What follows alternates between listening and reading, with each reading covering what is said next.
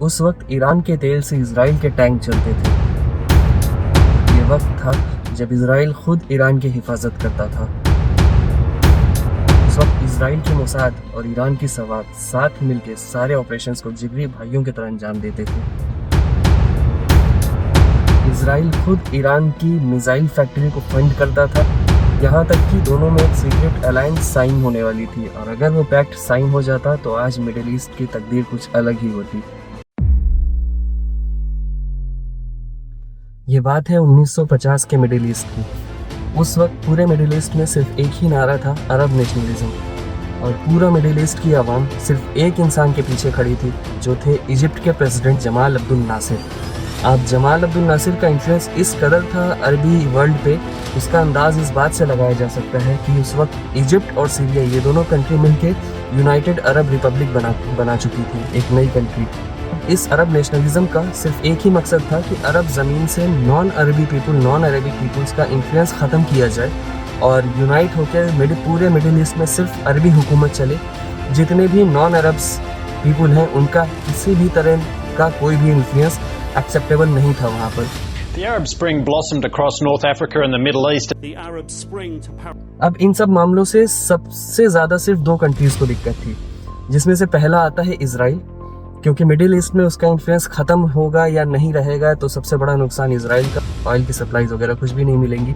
और indirectly second most जो country थी जिसको सेकंड नंबर पे सबसे ज़्यादा दिक्कत थी वो आ रही थी ईरान, क्योंकि ईरान है तो मुस्लिम देश पर वो आता है नॉन अरब कंट्रीज में। ईरान का ओरिजिन है पर्शिया से, जो कि एक नॉन अरेबिक है, और दूसरा कि ईरान एक शिया मेजॉरिटी कंट्री है, जबकि अरब सुन्नी मेजॉरिटी कंट्री है।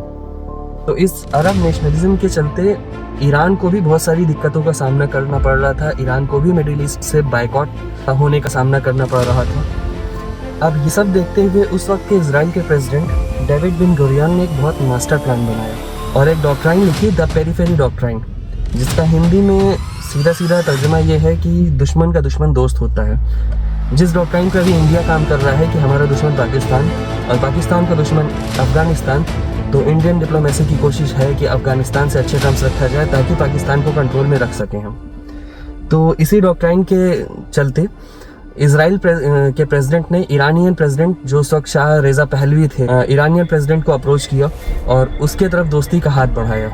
ईरान से इजराइल की दोस्ती तो हो गई, पर ईरान के प्रेसिडेंट शाह रेजा पहलवी के साथ दिक्कत ये थी कि इजराइल से वो खुलकर दोस्ती सामने आकर नहीं कर सकता था, क्योंकि आवाम तो मुसलमान ही है ईरान की भी, वो इस बात की मुखालफत करती। रेजा पहलवी को डर था कि उससे हुकूमत छिन जाती। तो उस वक्त ईरान और इजराइल के बीच में एक सीक्रेट पैक्ट साइन हुआ। वो पैक्ट ये था कि ईरान इजराइल को तेल सप्लाई करेगा, बदले में इजराइल ईरान को प्रोटेक्शन देगा हर एक अंदर और बाहर दोनों तरफ से आने वाले थ्रेट्स से, खास करके जो अरब नेशनलिज्म के चलते ईरान में एक थ्रेट था, इससे भी। ये दोस्ती खुलकर नहीं जाहिर होगी, क्योंकि खुलकर जाहिर करने पे ईरान की पब्लिक रेजा पहलवी के खिलाफ हो जाती, इसलिए सीक्रेट दोस्ती चलेगी। और ये सीक्रेट दोस्ती इस कदर बन चुकी थी दोनों कंट्रीज़ के बीच में कि इजराइल की मोसाद ईरान के सवात को ट्रेनिंग देती थी।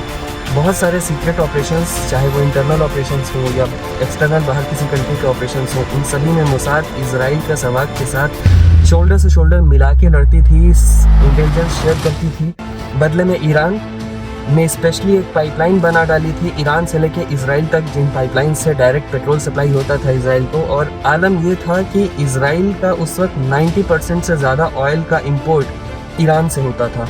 इजराइल के टैंकर्स ईरान के तेल पर चलते थे, इजराइल की पूरी मिलिट्री, इजराइल का इलेक्ट्रिसिटी प्रोडक्शन, सब कुछ ईरान के पेट्रोल तेल पर डिपेंडेंट था। और ईरान अपनी प्रोटेक्शन के लिए, सेफ्टी के लिए और अपनी इंटेलिजेंस के लिए इजराइल पे डिपेंडेंट था।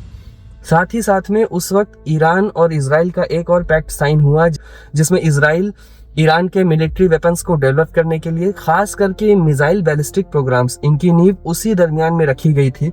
सब कुछ सही चल रहा था। ईरान इजराइल का ये पैक्ट उस वक्त के मिडिल ईस्ट को देख के लगता नहीं था कि ये पैक्ट कभी टूटेगा, लेकिन कुदरत को कुछ और मंजूर था।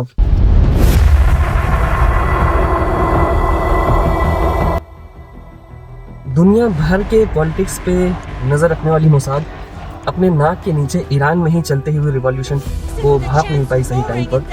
तो इसी के चलते 1979 में ईरान में इस्लामिक रिवॉल्यूशन आया, एक इनकलाब आया और ये ईरान इजराइल की दोस्ती तो कब दुश्मनी में बदल गई ये पता ही नहीं चला।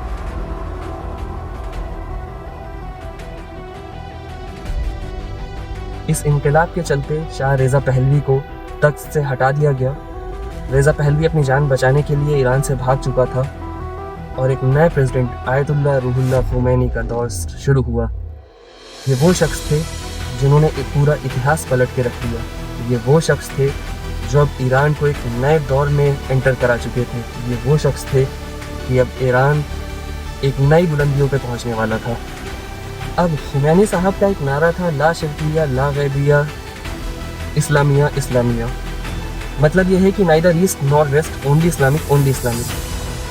खुमैनी साहब इस्लाम के पाबंद थे और इस्लामिक रूल्स को फॉलो करने वालों में से थे और उनके इस नारे के चलते एक चीज़ उन पर वाजिब हो चुकी थी, वो ये कि वो इजराइल की मुखालफत करें और फ़िलिस्तीन का सपोर्ट करें। अपनी आवाम से सपोर्ट पाने के लिए ये ज़रूरी हो गया था कि वो इजराइल की मुखालफत करें, क्योंकि अगर पिछले सरबराह रेज़ा पहलवी की तरह वो भी इजराइल से दोस्ती रखते हैं तो जाहिर सी बात है आवाम उनके सपोर्ट में नहीं आएगी और देर सबेर उनका भी तख्ता पलट करने का ख़तरा था। और फ़िलिस्तीन का सपोर्ट करना से फ़िलिस्तीन का सपोर्ट करने से पहली चीज़ तो उनकी आवाम का सपोर्ट उन्हें मिलता और दूसरा वो फ़िलिस्तीन का सपोर्ट करने की वजह से अरब वर्ल्ड में भी धीरे धीरे फेमस होने लगे। अब ये दौर शुरू हो चुका था ईरान का इजराइल से मुखालफत का। सबसे पहला काम जो खुमैनी साहब ने किया, उन्होंने जो इजरायली एम्बेसी थी, इजरायली एम्बेसी की चाबी लिया, उस एम्बेसी को बंद करके उसको फ़िलिस्तीनी एम्बेसी में कन्वर्ट किया और उसकी चाबी उस वक्त के फ़िलिस्तीनियन लिबरेशन ऑर्गेनाइजेशन के प्रेसिडेंट यासिर अरफात के हाथ में सौंप दी। और इसी के साथ इजराइल का सबसे डरावना ख्वाब वो अब हकीकत बदलता नज़र आ रहा था।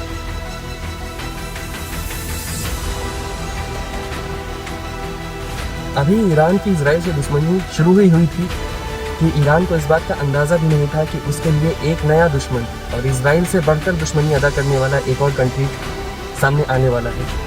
ये वो कंट्री थी जो ईरान से अपनी अच्छी खासी सरहद साझा करती थी और दुनिया इन दोनों देशों को हमजाद भाई की तरह समझती थी। कि कौन थी ये कंट्री, ये जानने के लिए हमारे चैनल को सब्सक्राइब करें और इस वीडियो के पार्ट 2 का इंतज़ार करें। जल्द ही हम इस वीडियो की पार्ट 2 लेकर आपके सामने हाजिर होंगे। और अगर आप कुछ और टॉपिक जिस पर आप जानना चाहते हैं, फिर चाहे वो इस्लामिक हिस्ट्री हो या ईरान इजराइल वॉर के रिगार्डिंग कोई टॉपिक हो, आप कमेंट बॉक्स में मुझे बताएं। मैं अपनी कोशिश करूँगा कि जल्द से जल्द उन टॉपिक पर भी आपके सामने वीडियो पेश कर सकूँ।